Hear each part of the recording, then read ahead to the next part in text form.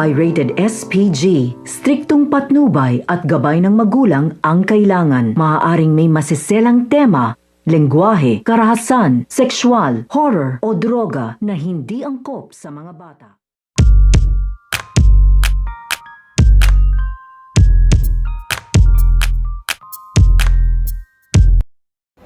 Sa muling pag-aapila nito nga nila Eloy, dito nga sa paglaya ng kanyang ama ay mabibigo nga sila dito dahil hahatulan na nga dito ng konte na hindi nga daw ulit makakalabas ito nga daw kanyang ama at ito na nga daw ang kanilang huling apila. Kaya nga ito nga si Eloy nagtataka nga ito dahil na nga din ay mukhang may mali nga daw sa nangyayari dito nga daw sa kanilang pag-aapila. Kaya nung nakita nga na dito ito nga kanyang abogado ay tingnan niya ito ng masinsinan at humihingi naman dito ng pasensya ito nga kanilang abogado dahil hindi na lang daw dito pumandig ito nga daw korte na makalaya nga daw kaagad dito ito nga daw kanyang ama. Kaya nga ito nga si Eloy ay hinabol pa nga dito ito nga kanyang abogado dahil na nga itong nahulog na isang document at sa paghabol nga nito nga ni Eloy ay malalaman na nga dito na meron nga itong kasabwat at meron nga itong kinakausap dahil napagtagpo-tagpo at napagtagpi-tagpi nga dito nito nga ni Eloy ang lahat ng kanyang naaalala